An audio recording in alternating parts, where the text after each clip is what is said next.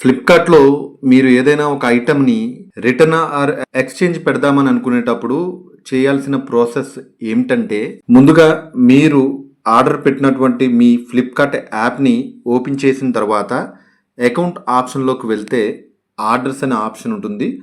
దానిపై క్లిక్ చేస్తే మనము ఆర్డర్ పెట్టిన డీటెయిల్స్ అన్నీ కూడా ఉంటాయి. ఇక్కడ మీరు ఏ వస్తువుకు సంబంధించి రిటర్న్ పెడదామని అనుకుంటున్నారో దానిపై క్లిక్ చేయగానే ఈ విధమైన పేజ్ వస్తుంది కదా. ఇక్కడ రైట్ టాప్ కార్నర్ లో ఉన్నటువంటి హెల్ప్ అనే ఆప్షన్ మీద క్లిక్ చేస్తే రిటర్న్ దిస్ ఐటమ్ అని ఉంటుంది. రిఫండ్ కూడా ఇదే ఆప్షను. ఇప్పుడైతే మీకు రిటర్న్ చేయడం ఎలాగా అనేది చెబుతున్నా కాబట్టి రిటర్న్ దిస్ ఐటమ్ పై క్లిక్ చేయండి. ఆ తరువాత రీజన్ ఫర్ రిటర్న్ అనే ఆప్షన్స్ మనము ఎంచుకోవాల్సి ఉంటుంది. ఏ రీజన్ మీరు ఎంచుకున్నప్పటికీ నో ప్రాబ్లం అన్నమాట. ఇక్కడ నేను quality of the product not as expected అని పెట్టుకుంటున్నాను కాబట్టి సెలెక్ట్ చేసుకున్నాను.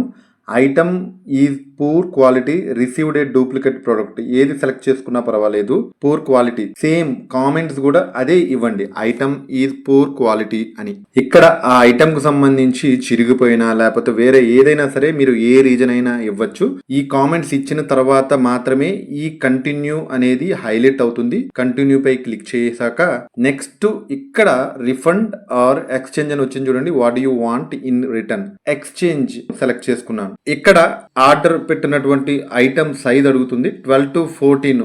సో డ్రెస్ కాబట్టి నేను 12 to 14 ఇయర్స్ సెలెక్ట్ చేసుకున్నాను. మళ్ళా మీరు పికప్ అండ్ డెలివరీ అడ్రస్ జాగ్రత్తగా చూసుకోవాల్సి ఉంటుంది. ఆర్డర్ పెట్టినప్పుడు ఇచ్చినటువంటి అడ్రస్ ఏ ఉండాలని లేదు. వేరే చోట నుంచి కూడా ఈ డ్రెస్ మనము పికప్ చేసుకోవాలనే ఆలోచన ఉంటే కనుక చేంజ్ అనే ఆప్షన్ ఇచ్చి సో అడ్రస్ అయితే మార్పు చేసుకోవచ్చు. నేను అడ్రస్ ఏం మార్పు చేసుకోలేదు.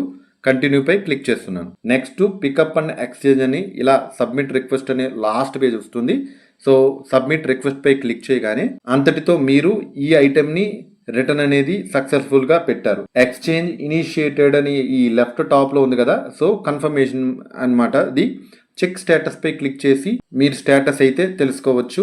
రిటర్న్ పెట్టిన ఐటమ్ వచ్చి పట్టుకెళ్ళేంత వరకు కూడా ఇక్కడ మనము చెక్ చేసుకోవచ్చు.